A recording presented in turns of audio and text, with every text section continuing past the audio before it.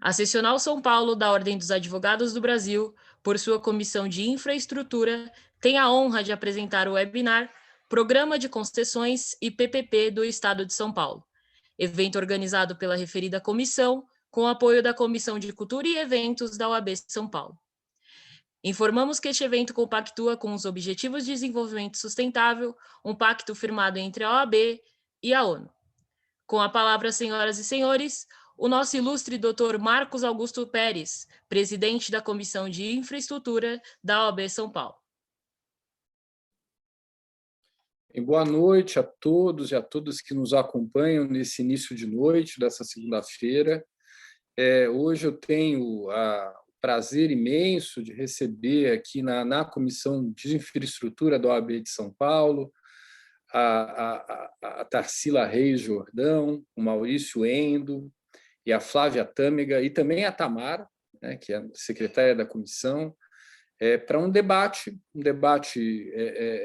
a respeito do programa de concessões, do programa de PPPs, do governo do Estado de São Paulo. O governo do Estado de São Paulo, como vocês sabem, é muito importante, é o carro-chefe da Federação Brasileira, tem um programa muito consistente de parcerias, não é um programa novo, é um programa já consolidado, um programa já assentado, um programa que está hoje colhendo experiências do que aconteceu no passado, né?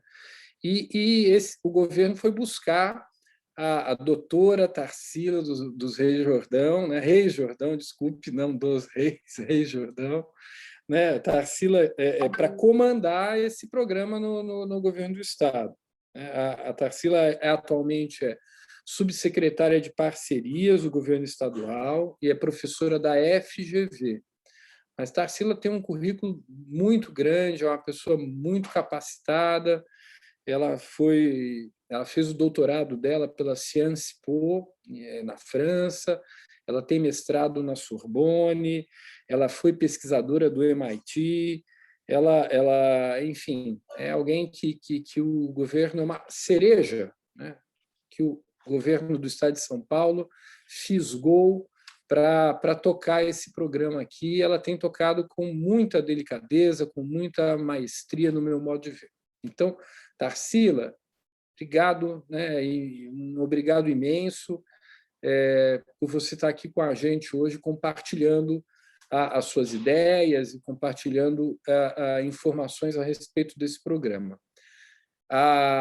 Junto com a gente está o Maurício Endo. Maurício é um companheiro de longa data e não é advogado, né, mas é alguém muito importante no mercado de infraestrutura. Ele é sócio da KPMG e ele é o líder, né, de infraestrutura e governo, tanto na tranche brasileira da operação da KPMG, quanto na tranche latino-americana da KPMG. Então, ele vem com esse olhar de consultor, agregar a crítica, agregar toda a experiência que ele tem de anos nessa área de governo e de infraestrutura. Então, obrigado também, Maurício, por ter aceito o convite. Uma honra tê-lo aqui conosco, aqui na OAB. E a Flávia Tâmega, né? Flávia é membro da Comissão de Infraestrutura da OAB, também uma amiga de longa data e com uma vasta experiência no setor, especificamente no setor de rodovias, né? A Flávia é alguém também com uma formação muito sólida, com especialização na FGV, fora do país, também no INSPER, em Barcelona. É alguém com uma carreira não só, digamos assim, com essa vida acadêmica, com esses títulos, mas alguém com uma carreira muito sólida no meio da infraestrutura. Atualmente, ela é diretora jurídica e diretora de compliance do Grupo Arteris, que é um grupo muito importante em atuação no Brasil hoje, e, como eu disse, membro, né, da Comissão de Infraestrutura. Então, Flávia, valeu, fantástico você ter podido participar com a gente dessa arguição que nós vamos fazer. Nós combinamos de arguir a Tarsila hoje, né? De apertá-la aqui para tirar dela as informações. Então, bem, é isso, com os agradecimentos de sempre, né, a presidência da OAB, na pessoa do Dr. Caio Augusto Salles Santos, e a Silva Santos, perdão, ao vice-presidente Ricardo Toledo. E também, né, a Tamara Cuquier, né, que é a nossa secretária, sem a qual a gente não consegue viabilizar nenhum desses muitos encontros que a gente está viabilizando esse ano, né? Então, vamos lá, vamos ouvir quem tem que falar hoje, que é a Tarsila. Obrigado a todos, vamos lá. Tarsila. Bom, boa noite a todos.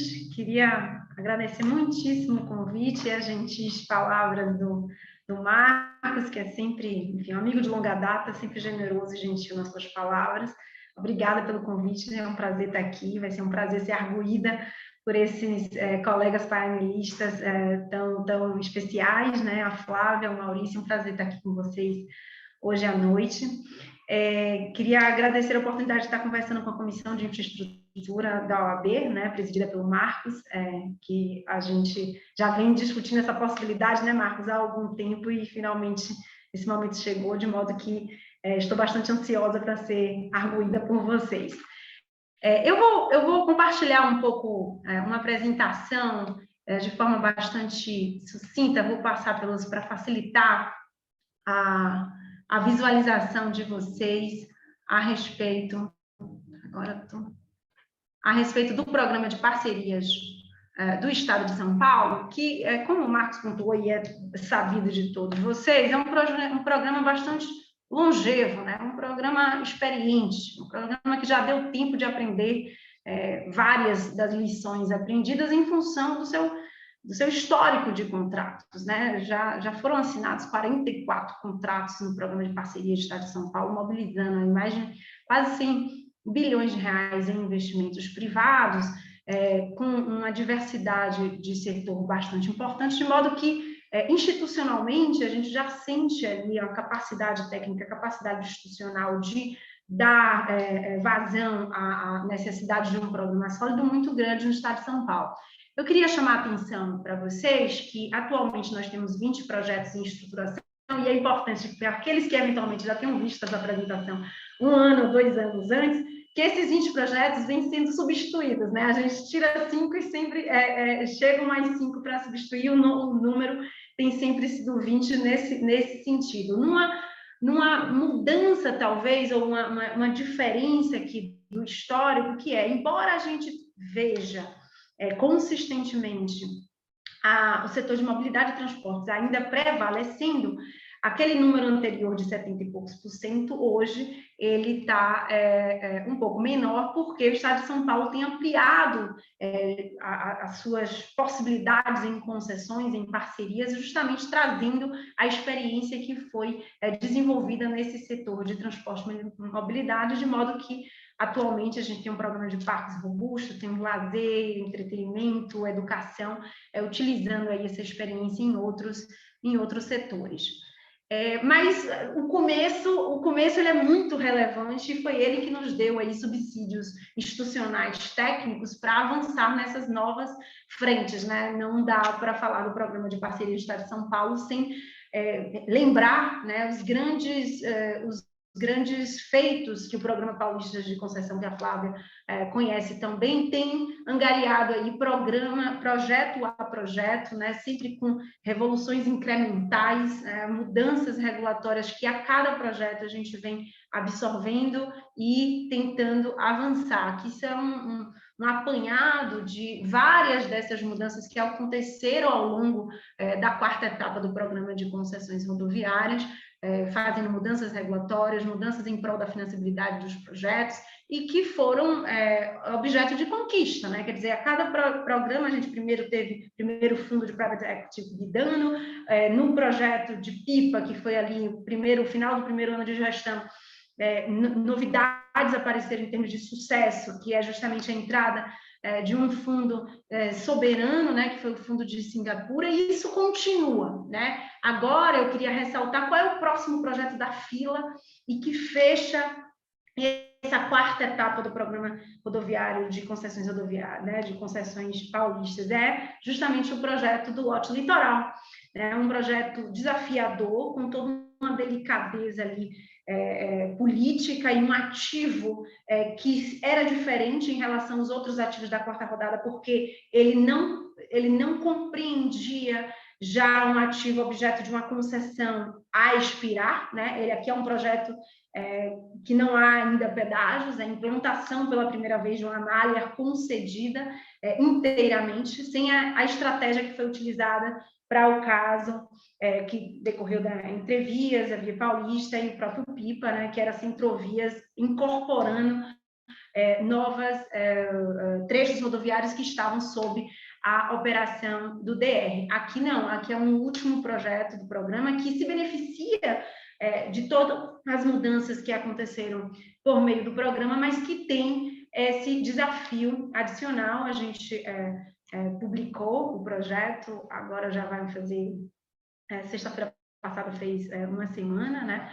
É um projeto que já está aí tendo ele, antes de ser publicado, ele já gozava de uma atratividade muito grande, as pessoas perguntando quando é que vai ser, quando é que vai acontecer o lote litoral, e que eu queria salientar algumas inovações, quer dizer, consolidando tudo aquilo que a gente já viu, o que a gente avançou no projeto litoral, né? Um primeiro ponto de avanço é assim, a desmistificação do compartilhamento de risco de demanda em projetos de concessões rodoviárias no Brasil, né? No projeto litoral aqui, diante dessas circunstâncias, a gente customiza o risco de demanda, enfrenta isso, colocando bandas que são de 12% para cima, 12% para baixo, para justamente conferir a segurança que o investidor e o financiador precisarão para um ativo desta natureza. O sistema de desconto cruzado frequente foi super importante mas ele já existia. De inovação aqui, de fato, a gente tem o Free Flow, como a primeira vez que é obrigatório para a concessionária incorporar o Free Flow na parte do litoral sul, e o modelo de tarifação dinâmica, né? Quer dizer, aquilo que a gente vê aí em experiências do Chile, de Portugal, Austrália, que a gente incorpora aqui para poder facilitar o uso por meio da concessionária do preço, né, da tarifa, para garantir maior fluidez e segurança naquela área que, de novo, é um projeto que visa a segregar o tráfego urbano do tráfego rodoviário, e por conta dessa delicadeza do ativo, a gente achou que era o momento de avançar nessas inovações. Aí, fechando o programa da quarta rodada, a gente tem que lembrar do imbróglio do Rodoanel Norte, né, que, embora tenha tido uma licitação bem sucedida ali em 2018, as obras não foram concluídas pelo governo do estado à época, e ficou um projeto no meio do caminho, né, que precisava de uma solução, de um enfrentamento desse problema. E no final do ano passado, em 2020, o governo do estado, então, decidiu fazer uma nova concessão, né, um projeto super importante do ponto de vista logístico, que vai incorporar as obras ao projeto, à concessão em si, um projeto de 44 quilômetros, que temos audiência pública agora, sexta-feira. Essa sexta-feira, o governo do estado dá esse passo aí, naturalmente, a Artesp fazendo todo o trabalho técnico, né, que já de sua maestria, fará sua audiência pública nessa sexta-feira, e a gente, portanto, tem toda a prioridade de, finalizada a consulta pública, até o início do segundo semestre, já publicar as minutas finais. Queria lembrar que, ainda no setor de mobilidade, né, estava falando de transporte e mobilidade, fizemos um belo leilão das linhas 8 e 9, cujo contrato já está aí para assinar, com a outorga fixa vencedora de 980 milhões de reais, um projeto que foi de grande aprendizado, de grande sucesso, na medida em que, nesse setor, nós tivemos um passo de maior competição, né? Tivemos um leilão com 4 licitantes, o que não é próprio desse setor, não era, né? Então, acho que o acúmulo de toda essa experiência, de todas essas inovações regulatórias visando a maior competição, que já vinha sendo absorvida no programa, notadamente pelo setor rodoviário, isso vai se espraiando, e as linhas 8 2009 foi demonstrativo, claro, nesse sentido. Eu vou passar para os aeroportos regionais, lembrando que se trata de 22 aeroportos, né? O governo do estado, a partir desse projeto, ele se desonerará de qualquer operação e manutenção de aeroportos. Toda a malha de aeroportos regionais passará a ser concedida por meio desses projetos, com 2 blocos, o Bloco Noroeste e o Bloco Sudeste. Cada um deles tem um aeroporto âncora, né, para ajudar no desenvolvimento, na capacidade de fluxo de caixa desse projeto. A gente lançou o projeto 15 de abril, teremos leilão em 15 de julho, tá? Temos roadshow, que é quando a gente vai discutir com maior detalhe técnico o projeto nos dias 7, 8 e 9 de junho, tá? Esse projeto essa agenda de detalhamento do projeto está aberta para esse roadshow agora no início de junho. E eu queria destacar uma mudança regulatória, na minha visão, bastante interessante desse projeto, que é a diferença entre os investimentos obrigatórios e os investimentos previstos, né? Ambos os tipos de investimentos estão consolidados no nosso cenário base, nos nossos estudos de viabilidade técnica e econômico-financeira, mas com uma lógica de determinação diferente, na medida em que os investimentos obrigatórios, esses são de realização mandatória, mas os investimentos previstos, embora estejam originalmente previstos, eles poderão sofrer alterações na determinação de sua execução ao longo das revisões ordinárias e extraordinárias, saindo, portanto, de uma lógica binária entre investimentos obrigatórios e investimentos por gatilho, tá? E esses recursos que já estão previstos e, portanto, superam a dúvida do gatilho, né? Eles poderão ser usados de forma compensatória entre ativos. É a lógica da fungibilidade desses recursos, porque dado que a gente está falando de 22 aeroportos, ainda que divididos em 2 blocos, a possibilidade de ter reequilíbrios, né, difundidos nesses vários ativos, e a possibilidade de fazer essas compensações, certamente ajudará na execução desse contrato. Então, a gente quis sair dos dramas do gatilho, já absorver esses investimentos previstos de origem, mas com toda a flexibilidade de não utilizá-lo ou de utilizá-lo para fins de compensações de outros reequilíbrios em outros ativos que naturalmente façam parte daquele contrato específico.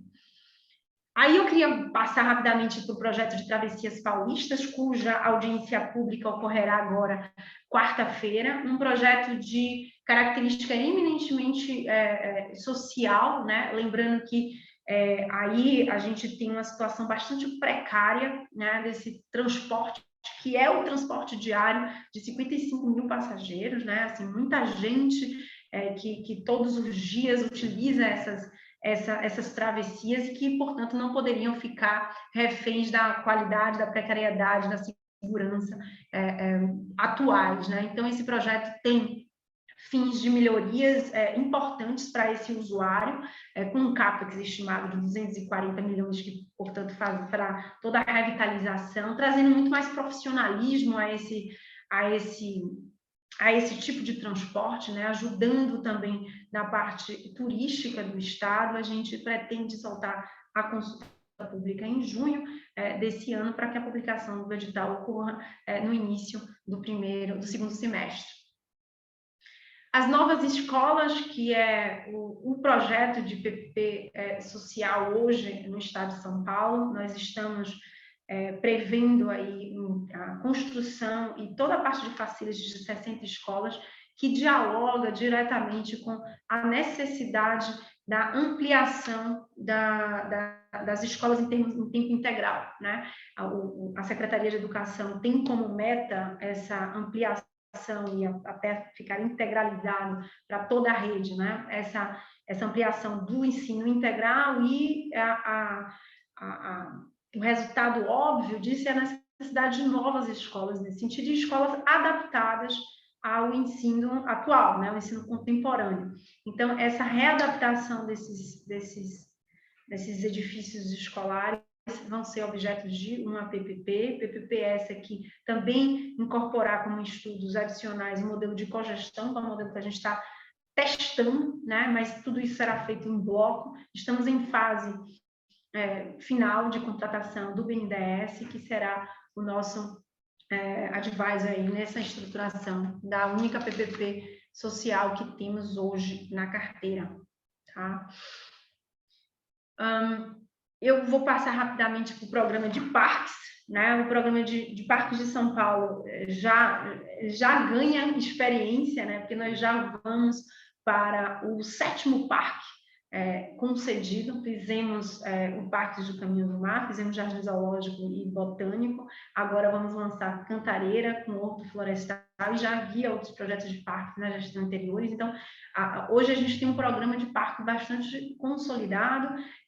O próximo projeto a ser lançado ocorrerá agora 31 de maio, que é o projeto da Cantareira, justamente, e eu queria ressaltar como característica interessante, inovadora desse programa de parques, o fato de estipularmos a lógica de preço livre, né? A possibilidade de a concessionária definir o preço do ingresso sem a necessidade de atentar-se aí para um preço fixo. Naturalmente, há determinações de gratuidades e de possibilidade para contemplar pesquisa, né, do meio ambiente, mas do ponto de vista negocial, a concessionária ela terá flexibilidade de fazer essa variação de preço. E isso tem um impacto relevante na concepção do projeto de concessão e, sobretudo, na sua execução.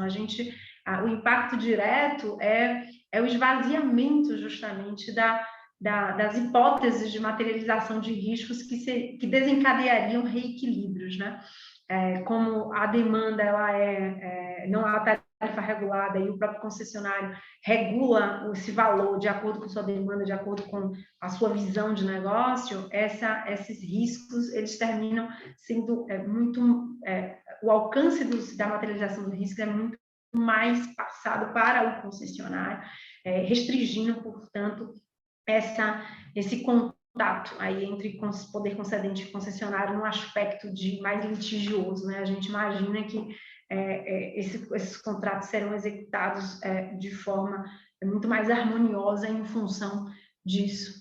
E aí, naturalmente, a gente incorporou uma série de outras tecnologias contratuais que vêm sendo utilizadas em outras áreas, era um pouco o que eu falava no início da apresentação, dado que consolidamos uma série de inovações nos setores mais maduros, agora é hora de utilizar, levar para outros setores essas inovações, essas tecnologias contratuais, mas, claro, respeitando o setor e, naturalmente, customizando essas inovações aos ativos que a gente tem para estruturar o projeto, né? A replicação das coisas não faria menor sentido. A ideia aqui é ampliar as possibilidades de parcerias, dada a aprendizado que temos na nossa longeva, já experiente carteira. Então, aqui era o Parque da Cantareira e Horto, que eu queria chamar a atenção, que é o próximo da fila, né, que já foi feita todas as partes, todas as instâncias governamentais, inclusive aqui nesse caso a gente tem consultas públicas com órgãos especializados no meio ambiente, então, passamos por tudo,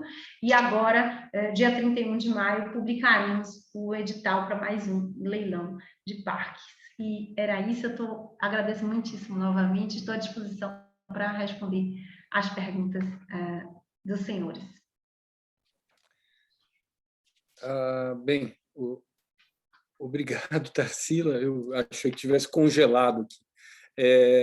Vou passar a palavra já para o Maurício. Já tem algumas perguntas chegando, mas vamos aguardar a intervenção do Maurício, da Flávia, e eu vou te passando as perguntas, tá bom? Maurício, obrigado por ter vindo, meu caro. Obrigado, Marcos. É sempre um prazer participar do evento para discutir sobre projetos de infraestrutura. Tarsila, muito obrigado pela apresentação, né? Como sempre, sua apresentação é muito clara, né? A forma que você apresenta, explica, e muitas das coisas até que a gente queria perguntar já estão respondidas na apresentação, mas, de qualquer forma, para começar, eu acho que eu gostaria que você explicasse um pouco para a gente Com a pandemia, né, eu acho que todos os governos tiveram que rever suas prioridades, projetos de estruturação, e também houve acho que um aguçamento aí de percepção de risco, né, adicionais que trouxeram com a pandemia, principalmente demanda, né, e também outros riscos associados. Se você puder nos explicar como é que, né, o programa de São Paulo foi adaptado, como é que vocês enfrentaram a situação, né? E mesmo com tudo isso, o programa avançou, teve sucesso, está tendo sucesso, o que é muito importante, mas se puder nos explicar um pouco qual que foi a trajetória, né, para vencer, para superar esse período tão difícil com tanto sucesso. Obrigada pela pergunta, Maurício. Me ajuda aí a compartilhar um pouco o que a gente tem passado aqui. Acho que o primeiro ponto é lembrar que no início da pandemia houve um certo alinhamento de astros na medida em que estávamos num momento de projeto que é um momento de consolidação dos estudos, tá? Então, não era um momento de... Alguns projetos já tinham saído, outros estavam justamente durante a modelagem, né? No meio da modelagem, momento de consulta pública, de audiência pública. Então, a gente não parou minimamente, as prioridades permaneceram as mesmas, e fomos consolidar essas modelagens, fomos fazer as audiências virtuais para todos esses projetos. Ano passado foi cheio de audiências virtuais e de consolidação. Agora, óbvio, né, a gente precisou atentar para algumas especificações dos projetos, notadamente a parte de demanda, para responder à angústia daqueles que não sabiam o que ia acontecer, né? Imagina, finalizar a estruturação de um projeto, colocá-lo na rua, dando sinalizações de que o governo do Estado estava, assim, preocupado em resguardar minimamente o que viria a acontecer. E foi um exemplo claro da Linhas 8 e 9, né? Que era um projeto que já tinha compartilhamento de demandas que eram já tradicionais do setor, e que a gente fez um compartilhamento, na verdade, uma assunção de demanda adicional para o primeiro ano de operação, né, que o concessionário só absorvia ali os 5% para cima e para baixo, todo o resto, o Estado de São Paulo colocou claramente que assumiria essa demanda, né, que a gente chamou da banda plus de demanda no projeto no primeiro ano de operação. Acho que esse assim, seria o exemplo mais claro dessa nossa preocupação. Além disso, atualizar essa demanda, né, considerando aí os efeitos da pandemia. E o caso do litoral, que é o nosso, talvez, próximo maior projeto, eu queria frisar que a lógica de banda de demanda não é restrita à pandemia, tá? Não foi uma ideia decorrente da pandemia. Acho que a pandemia reforçou a importância para o governo de termos uma preocupação adicional, uma delicadeza adicional em relação à demanda, mas se trata de uma banda que responde a uma preocupação do ativo, né? Há uma lógica de dizer, olha, se parte relevante do trecho no litoral sul haverá marginais de uso gratuito pela população, faz todo sentido. Não sabemos como é que vai ser esse comportamento, né? Com 80% ali de tráfego de veículos leves, faz todo sentido responder ao investidor e ao financiador com a banda de demanda robusta. Eu pararia por aqui.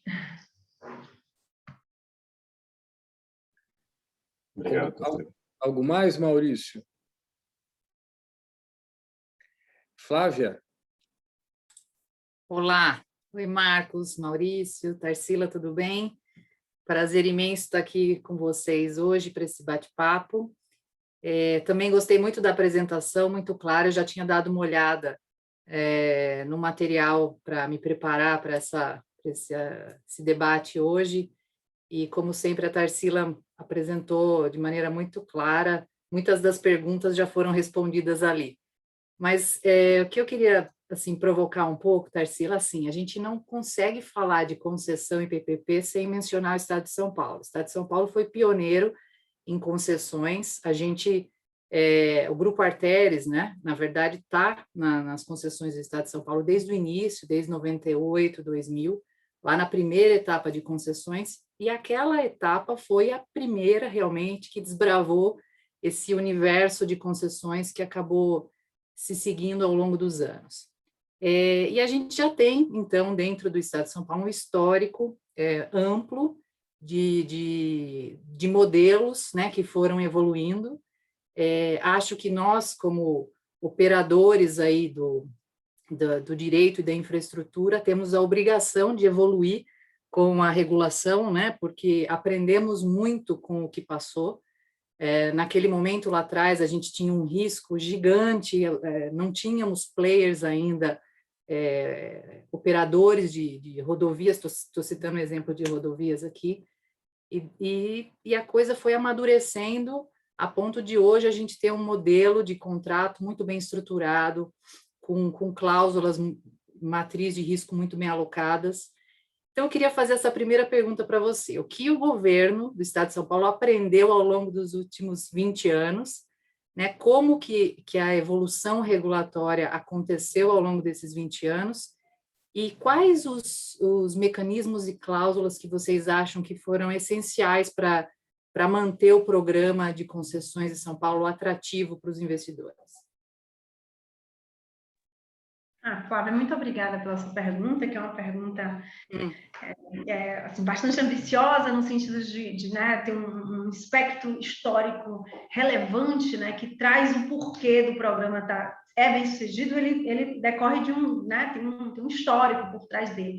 Eu queria compartilhar, talvez, um pouco minha percepção já ali, desde antes de ter vindo para o governo, né, quando o Estado de São Paulo, em 2016, 2017, tomou a decisão corajosa de, olha, dado a crise que a gente está vivenciando, crise política, crise de Lava Jato, a necessidade de diversificar o perfil dos seus licitantes, crise de crédito à época, acho que a revolução regulatória que vem sendo feita, e aí focando em rodovias, Flávia, é algo que reflete muito o que eu compreendo como bons projetos ou maus projetos, porque não se trata de uma cláusula ou de uma ideia, se trata de um conjunto da obra, né? Um conjunto de mecanismos no contrato que fazem com que aquele projeto seja um projeto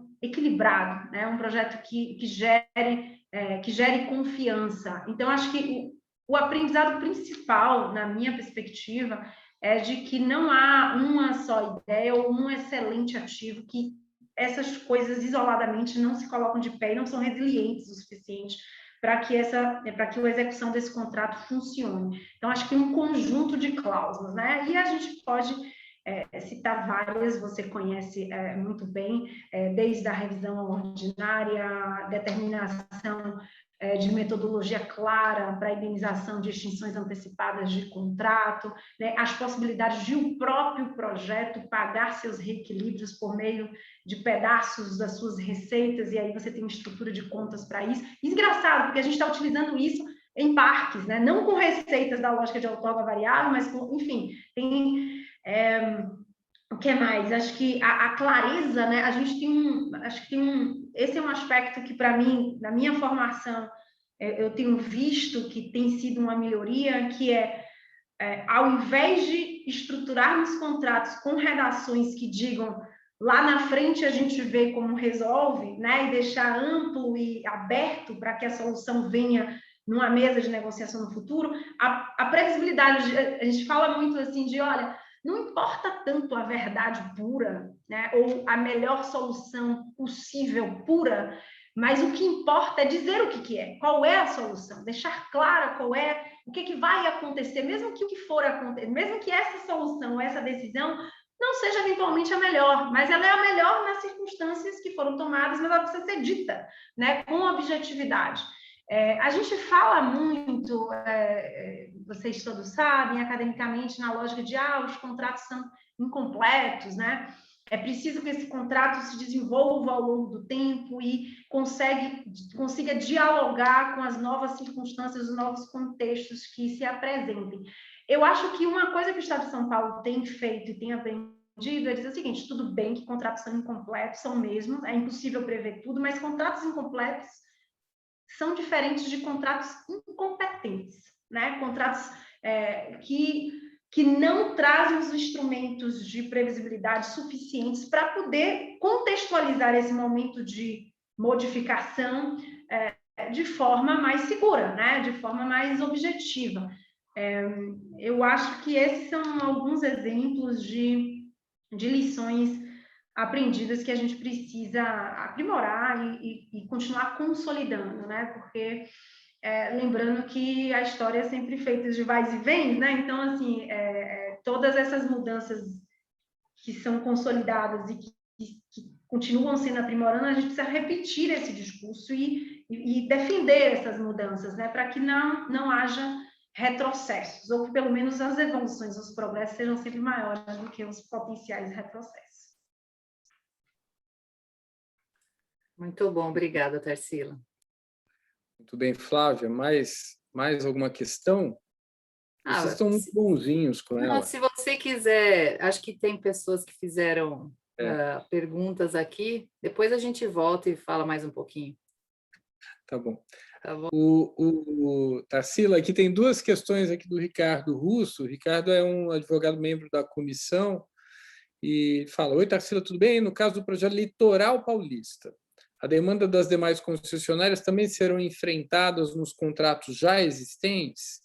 Não poderá haver fuga de tráfego dessas concessionárias? Essa é uma das questões, né? Aí ele faz uma outra. Uma outra pergunta sobre a concessão de mobilidade urbana, mas precisamente sobre metrô. Existe algum estudo para conceder para parceiro privado a linha azul, vermelha e verde, por exemplo, como ocorreu com a linha amarela e lilás? Está querendo privatizar tudo aí, Tarsila. Muito bem, vamos começar talvez pelo projeto de concessão do litoral, lembrar, talvez entrar um pouco mais no detalhe nessa lógica da banda de demanda, da distribuição de demanda. Uma coisa interessante que a gente incorporou agora nesse projeto é o fato de o risco de demanda e essa banda, ele ser um risco soberano. O que é que eu quero dizer com risco soberano? É que a garantia desses 12% para cima e para baixo não será suscetível de concorrência com os outros riscos que eventualmente venham a se materializar ao longo do contrato. Então, haverá uma segurança plena de que, chova ou faça sol, os 12% para cima ou para baixo estarão dentro da concessionária, mas vocês entenderam, né? O partido para cima e para baixo será, portanto, assumido pelo Estado. Esse é um ponto. Sobre a fuga, a gente vai precisar ver, não é o que apontam inicialmente os estudos, tá? Essa lógica de fuga, a gente não... ali é um ativo que está... que precisa, né? Que não tem muita rota. Ali é para dar justamente um acesso adicional ao Porto de Santos, para ampliar a melhoria da logística daquela região, que hoje está sem resguardo, né? Então, de todo modo, se houver essa fuga, lembrando que o risco de demanda ele será soberano e que, portanto, não será objeto de concorrência desse risco, isso que vai dos outros riscos de evasão, risco de fuga, isso não será objeto de problema nesse contrato, tá? E sobre vamos privatizar tudo, né, das outras linhas do metrô, a gente não tem atualmente outros estudos de concessão do metrô em andamento. Esses 20 projetos que eu compartilhei com vocês aí no início da apresentação, nenhum deles contempla as linhas azul e verde do metrô. Tarsila, só uma curiosidade sobre em cima dessa via do litoral aí. Você disse que tem uma via marginal, né, que para o trânsito local, vamos dizer assim. Há previsão de algum modal de transporte coletivo nessa via marginal, alguma coisa metropolitana ali, porque eu acho que há muito trânsito ali, né, entre as diferentes cidades e alguns distritos até da mesma cidade, né? Só uma curiosidade. Não objeto da concessão, né? De maneira alguma. A concessão se restringirá ao objeto de investimento, ampliação, operação da rodovia. Tá? A marginal está fora do objeto da concessão ou está dentro? Não, está dentro. A construção, em alguns casos é construção mesmo da marginal, em outros casos é revitalização dessas marginais, porque o objeto, de fato, assim, há um sentido claro de fazer a segregação do tráfego local para o tráfego rodoviário. Ali, Marcos, a gente tem uma média de 70 óbitos ano, né? Tem uma lógica de política pública de segurança mesmo, né? Não faz menor sentido continuar essa mistura entre, né, conurbação ali entre tráfego urbano e tráfego de longa distância. Então, a ideia é separar, e para os trechos que já há marginais, haverá uma revitalização e é responsabilidade do concessionário continuar a manutenção daquelas marginais, e para aqueles trechos onde não há marginais, é construção das marginais por parte do concessionário, para além de vários outros benefícios, né? Enfim, são 89 quilômetros de duplicação, passarelas, ciclovias que tem ali uma tônica, né, de ciclismo, de turismo ecológico, enfim, tem vários benefícios para a região, e a gente tentou contemplar tudo isso, mas com segurança, né? Porque como vai haver uma competição óbvia, natural das marginais, era preciso garantir que essa demanda seja contínua, né? Garantia para o concessionário que chova ou faça sol, os 12% para cima ou para baixo serão reequilibrados. Legal. A Flávia tem mais uma questão, acho. Queria também perguntar se a Tamara tem alguma questão, depois a gente volta aqui para as questões do chat. Flávia. Posso, Tamara, depois você quer falar agora? Claro, não. Vai lá. Não, na verdade, pegando o gancho aí dessa nova concessão do litoral paulista, assim, mais uma vez, o Estado de São Paulo inovando e com coragem realmente introduziu essa alocação de risco compartilhada de demanda, né? Uma inovação, nunca a gente teve isso em nenhuma concessão. Eu queria entender por que neste projeto, se é algo que o governo vai replicar para outros projetos, ou se esse projeto em especial tinha alguma questão mais específica com relação a risco de tráfego, e também com relação a esse edital, a gente tem ali uma questão ambiental muito preocupante, né? Existe ali um trecho de Mata Atlântica, enfim, que terá que ser endereçado com os órgãos ambientais e tal. Qual é o diálogo que o governo, né, que a Secretaria de Parcerias está tendo com esses órgãos ambientais no sentido de facilitar esse projeto? Porque o que a gente vê, na verdade, é que os projetos são muito bem estruturados na largada, mas na hora da execução a gente enfrenta ainda problemas de morosidade, até por falta mesmo de aparelhamento e de gente para dar vazão a tudo que vai acontecer dali em diante. Então, uma preocupação que acho que nós, como investidores, temos, né, é realmente a gestão do contrato pós-assinatura, né? Como o governo vai se estruturar para fazer frente a todas essas concessões que estão saindo. Tudo bem. Claro, Flávia. Olha, essa foi uma inovação para esse projeto, para esse ativo, tá? A gente percebeu que não fazia muito sentido uma réplica quase automática de que risco de demanda é do concessionário, risco de demanda... Isso podia fazer sentido, né, lá atrás, quando a gente concedeu os principais corredores, né, São Paulo falando aqui, imigrantes, quer dizer, no início, pensar nessa lógica de atribuição de risco de demanda de forma simples, sem muita reflexão, podia fazer sentido. Agora a gente percebeu que não, né? Esse projeto específico, dado justamente a esse perfil de veículos leves, né? Dado o fato de haver as marginais em trecho relevante do litoral sul, aqui, não, vamos pensar num compartilhamento de riscos, adicionado aí a lógica das também inovações que foram feitas, que é o free flow e as tarifas dinâmicas, né? Então, esse conjunto nos alertou, olha, o fato de que aqui faz sentido fazer uma proteção de demanda para que haja a incorporação num ativo diferente, num ativo em que você lembra da Pipa, né? O que acontecia em Pipa? A Centrovias é responsável por 50% da receita do modelo, né? Então, você podia incorporar mais 1.000 quilômetros e ter um projeto autossustentável financeiramente. Aqui a gente precisou aplacar o risco de demanda, dizer, olha, trata-se de um projeto, né, que você ainda não tem esse ativo de forma madura, esse conhecimento da demanda, tem a competição das marginais, mas o governo está respaldando por meio da demanda. Sobre o pós-projeto, falar um pouco do anterior, você falou da parte ambiental e o pós, né?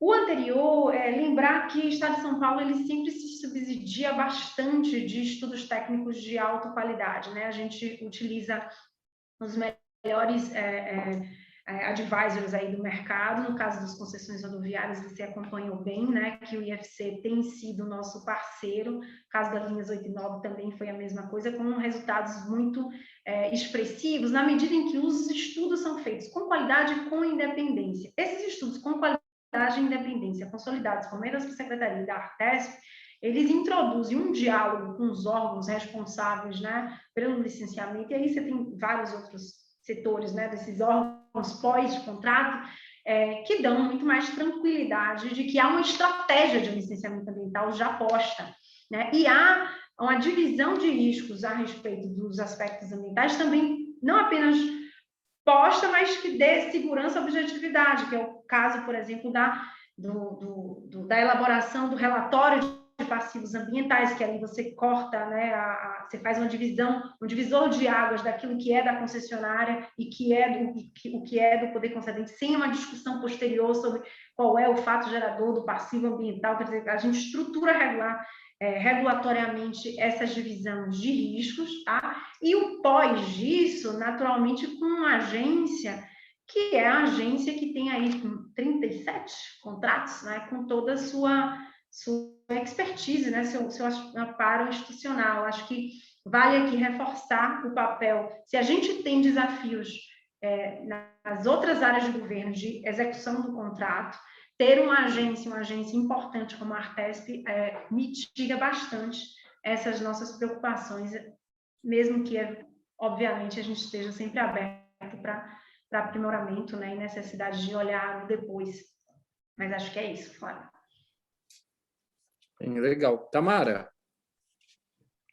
Oi, boa noite. Eu queria agradecer a exposição. Eu adorei, é muito interessante, inclusive vários projetos que eu não conhecia e projetos bem diferentes. Por exemplo, o das balsas, os transportes aquaviários eu não conhecia, achei muito interessante.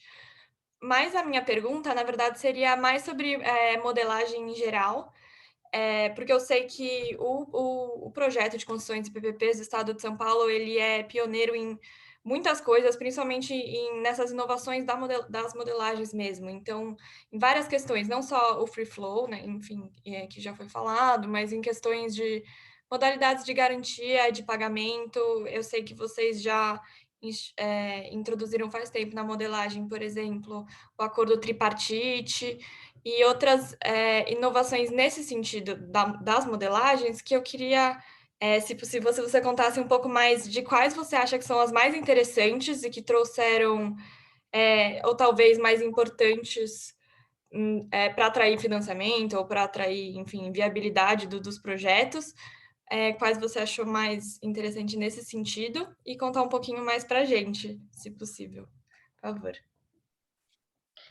Claro, Tâmara, obrigada pela sua pergunta. Eu acho que, primeiro, reforçar um pouco aquilo de que é o conjunto, né, que faz com que um projeto seja um projeto bacana, um projeto que dá tranquilidade. Acho que quando a gente olha das pequenas coisas, assim, quando a gente falava de, precisa ter um data room para o projeto, né, um data room onde todas as informações estejam disponibilizadas, onde seja possível verificar como é que o mercado está se comportando em relação ao projeto.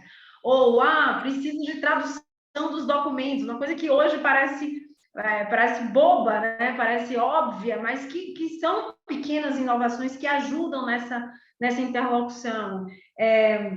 Dessas pequenas coisas, as coisas mais complexas e que, de fato, tem aí traduzido uma maior confiabilidade em relação aos projetos, eu diria que das mais complexas, a metodologia de indenização para as extinções antecipadas, acho que isso é bem crítico, sempre objeto de aprimoramento, mas acho que é um ponto bastante relevante.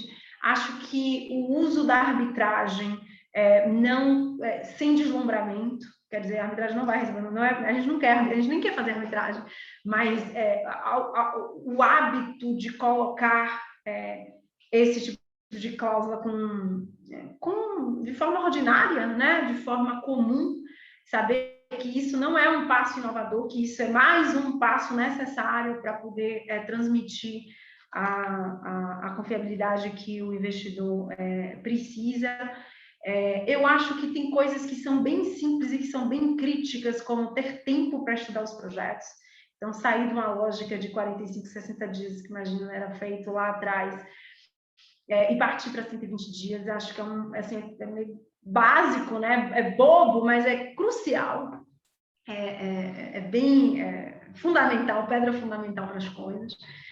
Eu acho que tem uma lógica de cultura de redação de contratos, que é sujeito, predicado, ponto, né, clareza, explicitar essas coisas, como eu falei, que não se trata de ter a melhor solução, mas se trata de registrar qual é a solução, para que todo mundo consiga precificar, né, e fazer enfim, imaginar seus negócios, suas propostas de acordo com o que está posto e não com o que será negociado no futuro. Eu acho que essa conscientização associada a revisões ordinárias, o acordo tripartite, eu acho que ele pode não ser importante, talvez ele seja de importante, mas é um dos pequenas sinalizações de que, olha, o Estado de São Paulo, em algum momento, vai poder fazer o exercício dos direitos dos financiadores de forma automática, sem entrar na lógica de autorização do poder concedente para o exercício desses direitos, e o natural que acontece lá fora, e que aqui a gente ainda está engatinhando, é ter o financiador na mesa, e desde sempre, né, assim, com maior protagonismo, com recebimento das informações direto pelo governo. Acho que são, enfim, não sei se é fácil hierarquizar qual o peso de cada uma dessas coisas na decisão do investidor e do financiador. Eu acho que tem muitas coisas que são importantes, que são simples de serem feitas, e que o mais importante de tudo é olhar para o projeto de forma holística, equilibrada, como um conjunto, né? Ativo e mudanças regulatórias, e não como uma solução. Porque o projeto com lacunas, o melhor que o ativo seja, ele termina não respondendo ali na dúvida do todo, né? A lógica do risco, ela vai para o todo, ela não vai em uma coisa só. Então, acho que eu pararia por aqui. É muito, muito legal ver a visão clara que você tem sobre as coisas, Tarsila. Tem aqui algumas questões. A Larissa Fialho, ela pergunta sobre estudos que estavam sendo feitos relativos a PPPs em prisões. Tem também algumas questões colocadas pelo Felipe Ramos aqui. Como é que está a situação do Aerovale, Caçapava? Está ainda embargada a obra? Umas curiosidades bem específicas. Não sei se você consegue respondê-lo, Tarsila. E o contorno de São Sebastião? E a ampliação das docas do porto estavam paradas também? A previsão de retomada? Poderia informar a intenção aqui do Felipe é o Vale do Paraíba, aquela coisa lá.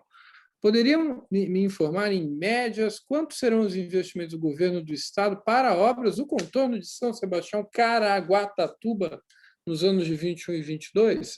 Isso aí, ó. Maravilhoso, porque não pode dar ideias aqui não, porque eu já disse que a gente está fechado para novas ideias. Já não temos mais equipe nem tempo para executar tantas coisas, né? Já entregamos bastante, mas ainda temos aí vários projetos em momento de amadurecimento final. Então, se chegarem novas ideias, alto lá, eu vou protestar. Eu queria responder sobre o PPP dos presídios, tá? Porque o PPP dos presídios foi um projeto que inicialmente era um projeto prioritário. A gente desenvolveu um modelo super interessante, bacana, assim, com indicadores não apenas de desempenho, mas de bônus de resultado. Era uma PPP que a gente dedicou bastante tempo e fizemos até a aprovação da consulta pública. Mas aí, até complementando a pergunta do Maurício, quando chegou a pandemia, com redirecionamento aí de prioridades, se teve um projeto que é um projeto caro, né? É um projeto muito interessante, mas caro. Esse foi um projeto que precisou aí parar um pouco em função das prioridades, e a gente que já tinha uma estratégia de fazer pouquíssimas PPPs, no caso das PPPs dos presídios, ele está bem amadurecido, até um projeto bacana, como eu salientei para vocês, mas que ficou parado. Então não sei exatamente a pessoa que perguntou, mas talvez num novo momento a gente tenha fôlego financeiro, o Estado tenha fôlego financeiro. Vocês sabem bem que o Estado passou por um ajuste fiscal super severo, né? A expectativa era de 10 bilhões de reais de déficit para esse ano, agora vamos entrar com um superávit de 20 bi, então foi super severo, mas com resultado, e vamos ver agora se as prioridades de política pública voltam os olhos para a PPP de presídios. Sobre os contornos e tal, eu realmente não tenho informação assim apurada. A gente vem acompanhando no âmbito da Comissão de Acompanhamento de PPPs o caso da Tamoios, e ali talvez tenha um desdobramento nesse sentido, mas as perguntas específicas que foram feitas não estão, infelizmente, aqui no meu espaço, no meu condão aqui para responder, tá bom? Obrigado, Tarsila. Pergunto ao Maurício, a Flávia, a Tamara, se tem mais questões. Eu tenho umas questões pessoais aqui, posso endereçá-las, mas o Maurício levantou a mão aqui. Vocês têm prioridade. Maurício. Bom, Tarsila, eu queria que você comentasse um pouco sobre essas concessões de aeroportos, né? Como sabemos, aeroportos foram, eu acho que as infraestruturas que foram mais impactadas, né? Pela pandemia aí, chegando ao ponto de ter perda de mais de 90% de demanda, e está no processo de recuperação, mas mesmo assim comentado que a demanda realmente que existia, né, até antes da pandemia, ela só vai voltar dentro dos próximos vários anos, né? E existe também a percepção de que o turismo de negócio, né, das pessoas que viajavam com as novas tecnologias, que nem a nossa aqui, de videoconferência, né,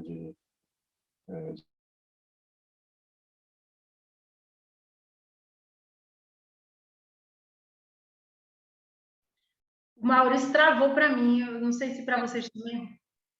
Sim. O Maurício travou para todos, ele acabou desmentindo o próprio argumento dele, de que a videoconferência vai substituir as presenciais. Acho que daqui a pouco ele volta. Olha, ele saiu, está voltando. Maurício, você está mudo. Voltei. Eu falei que você caiu, você acabou desmentindo o seu próprio argumento de que as videoconferências vão substituir as reuniões presenciais. Pois às vezes não funciona, né? Mas assim, a sexta rodada das concessões federais teve bastante sucesso mesmo nesse âmbito, né? E foi no modelo regional, né? De aeroportos regionais, e também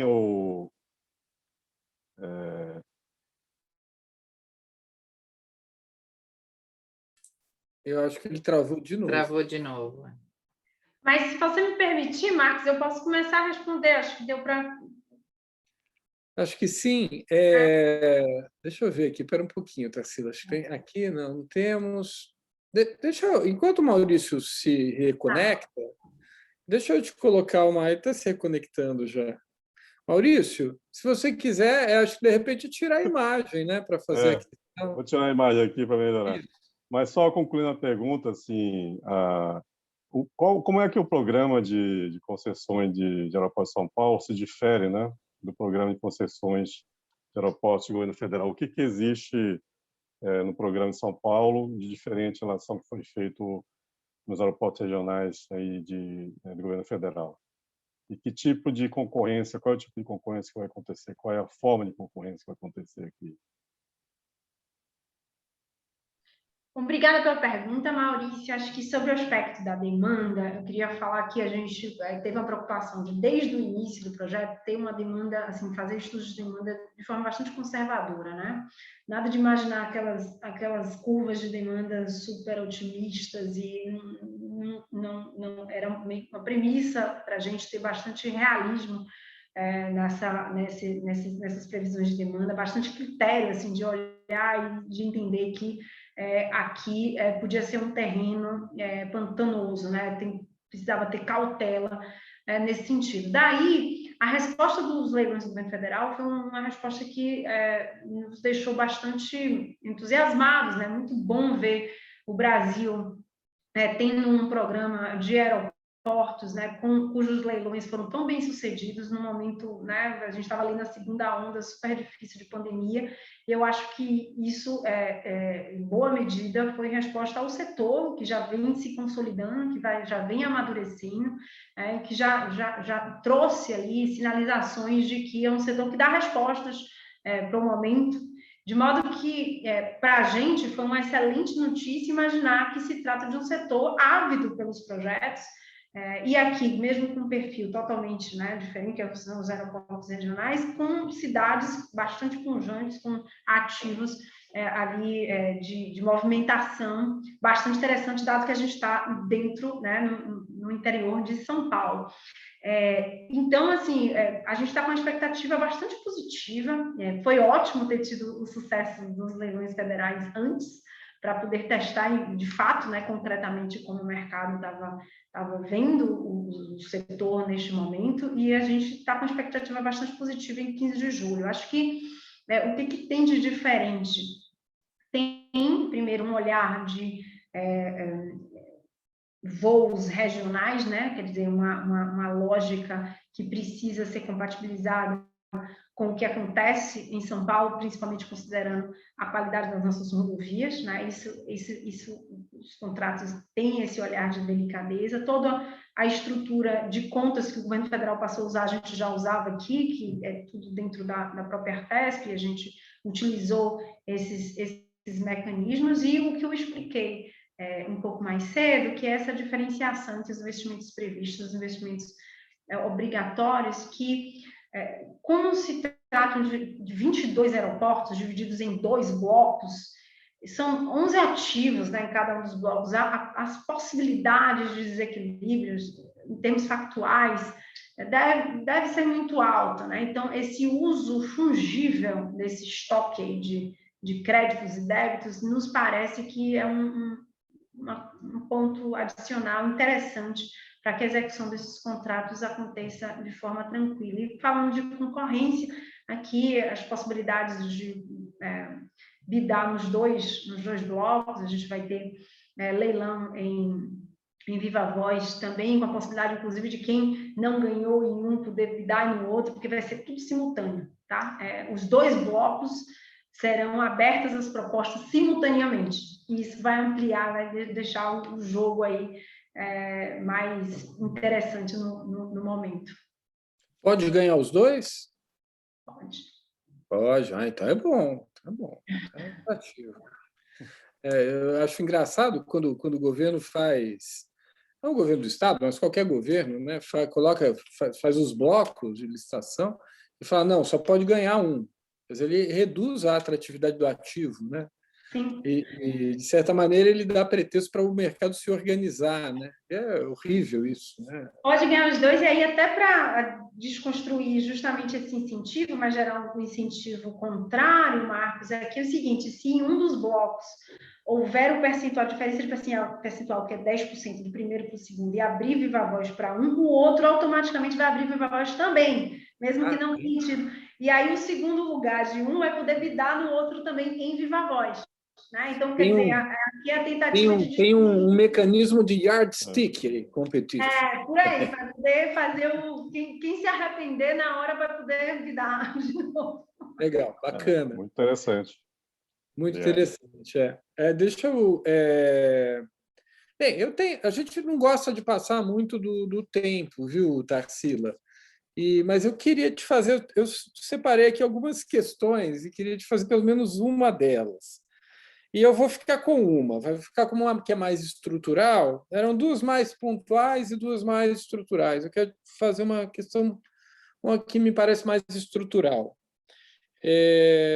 Podia falar da divisão de riscos, mas não vou falar, porque senão eu vou falar que eu só falo de divisão de riscos, então vou falar de outro assunto.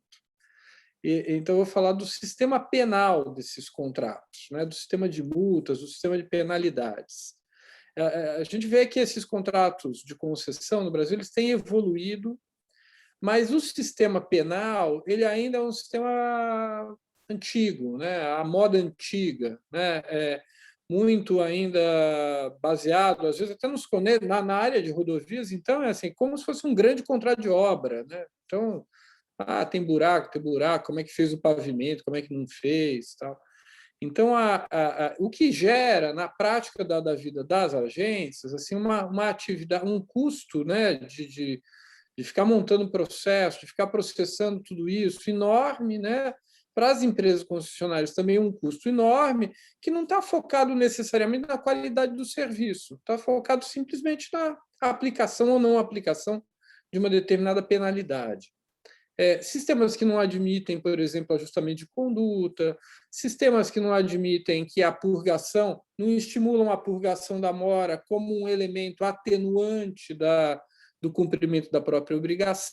Quer dizer, um sistema que eu vejo como um sistema ruim, defasado, né? E como que isso vem sendo abordado nesses novos contratos paulistas, né? E se vem, se não vem, como é que vem? O que você nos traz de novidade nessa área? Obrigada pela pergunta, Marcos, super pertinente. Eu acho que assim, o olhar do punitivo, né, da penalidade nesses contratos de longo prazo, tem já demonstrado que é um custo de transação, um ônus do dia, é o que a gente chama de fardo regulatório, né? Você fica ali num peso de dar vazão e realização daquelas penalidades que muitas vezes as agências, e quando são agências, né, estruturadas, imagine quando não há agências, né? Gera um ônus muito grande com muito pouca resposta em termos de incentivos, inclusive em relação a montantes dessa, mesmo que a gente afastasse todo o fardo regulatório da execução disso, mesmo os montantes não geram incentivos suficientes para que as partes estejam ali satisfeitas com o cumprimento daqueles contratos. Então, o que se tem pensado e se utilizado nos contratos paulistas são os incentivos já financeiros de atraso. Por exemplo, o desconto por atraso de obra, isso já é assim comum nos novos contratos de concessões rodoviárias, no qual você já faz um desconto no montante, no bolo da receita tarifária, né, na receita bruta, em função de ter havido ali um índice de atraso da obra em função, né, disso. A mesma coisa em relação aos indicadores de desempenho, né? Quer dizer, os indicadores não foram cumpridos,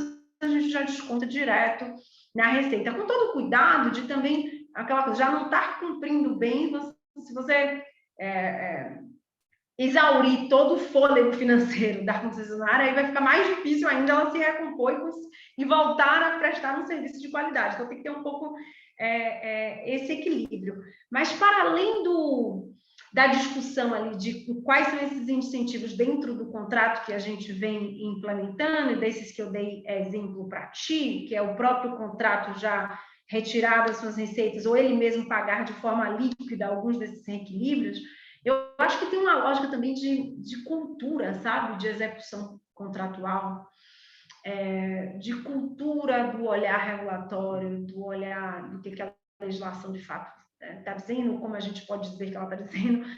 E eu tenho visto agora a Flávia certamente deve estar acompanhando isso, que no momento em que a gente senta com as concessionárias, o poder público senta com as concessionárias para realizar acordos, discutir acordos dos passivos regulatórios, como há ainda uma falta de hábito e de cultura de negociação e de arranjos de ajustamento dessas condutas. Você falou, não tem TAC.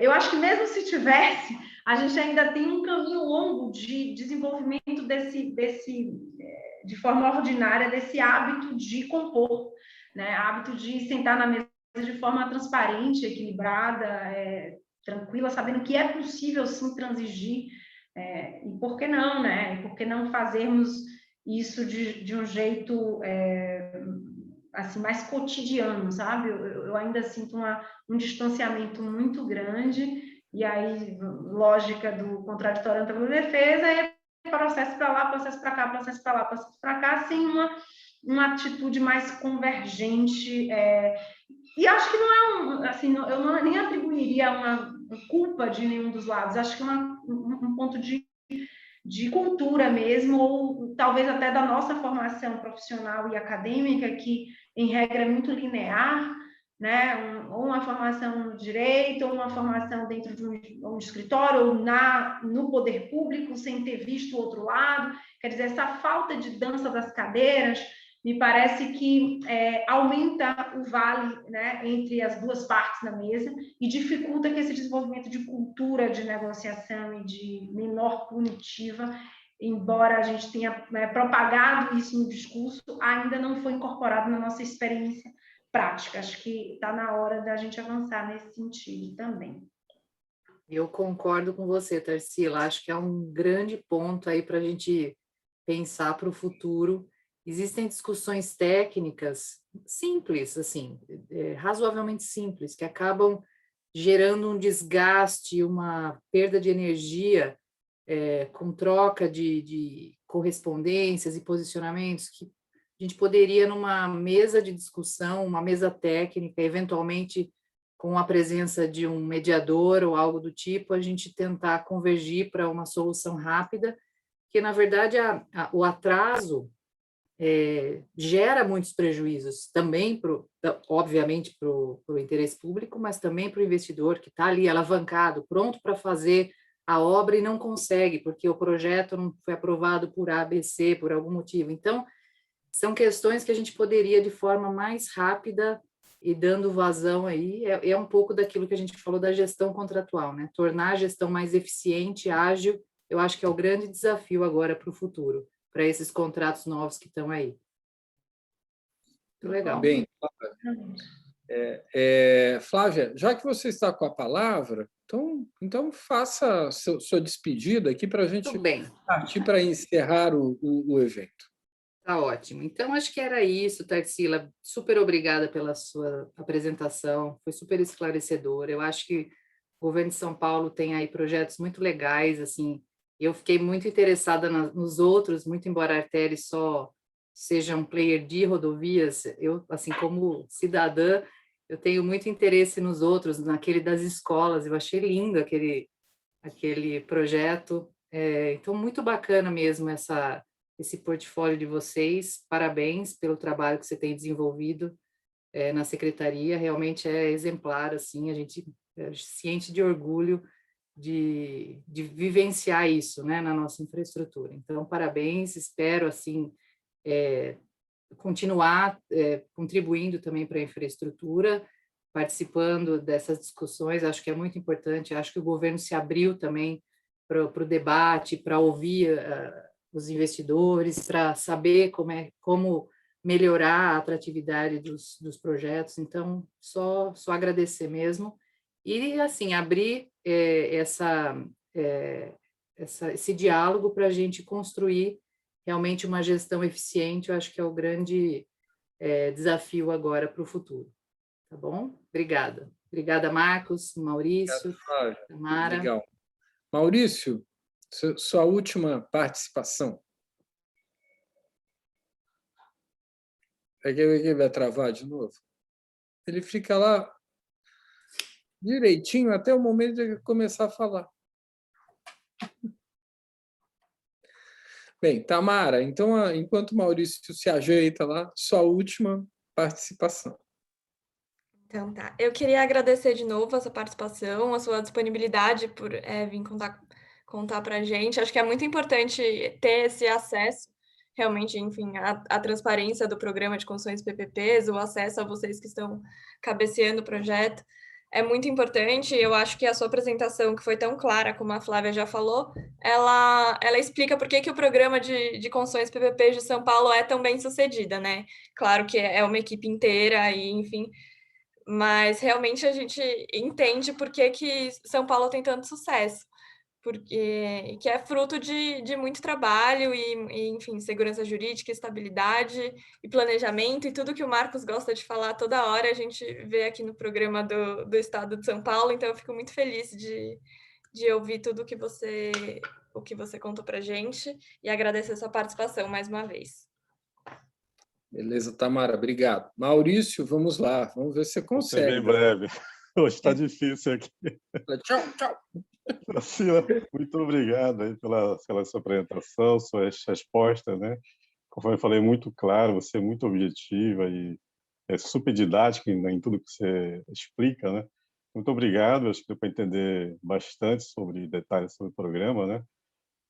Desejar sucesso aí nas próximas licitações, né? Litoral Norte, aeroportos, tem uma carteira de projetos para serem licitados, tenho certeza que vocês vão ter sucesso.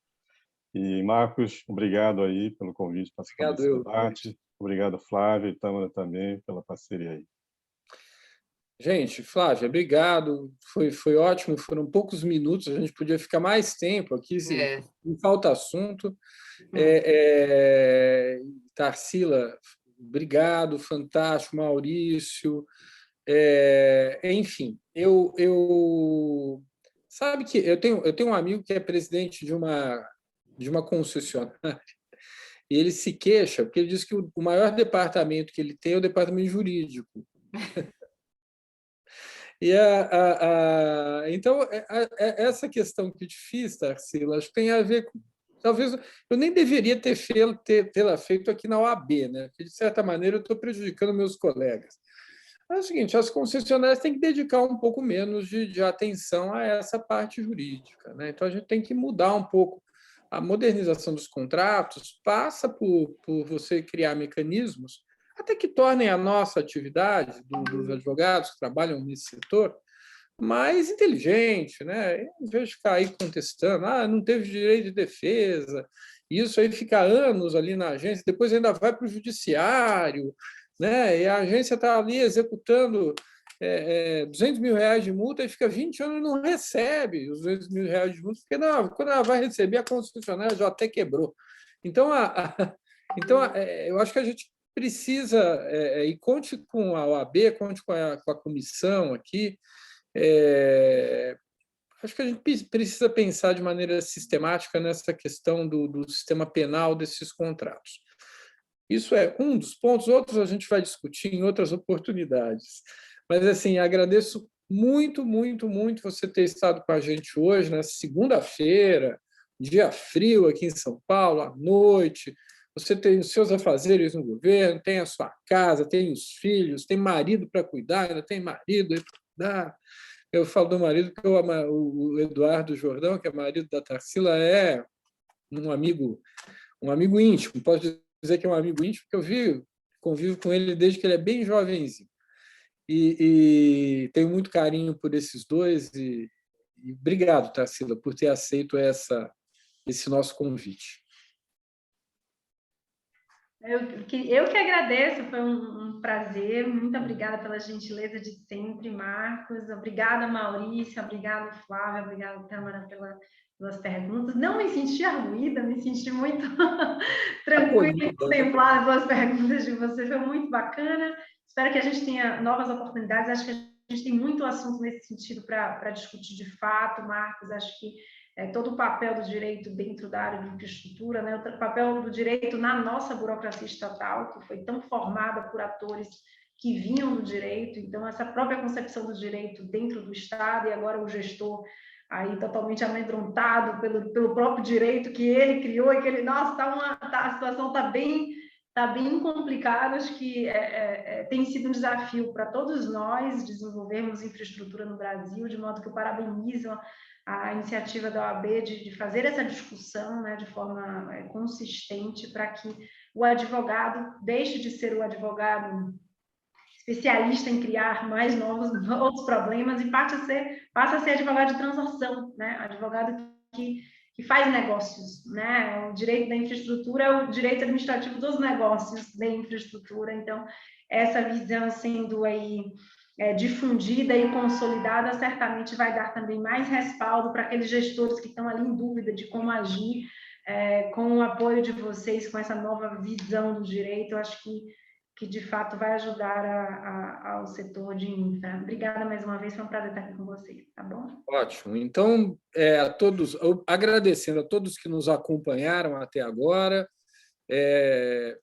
encerramos mais esse evento da Comissão Especial, hein? De Infraestrutura da Ordem dos Advogados do Brasil de São Paulo. Abraço a todos e a todas, até a próxima. Tchau. Obrigado.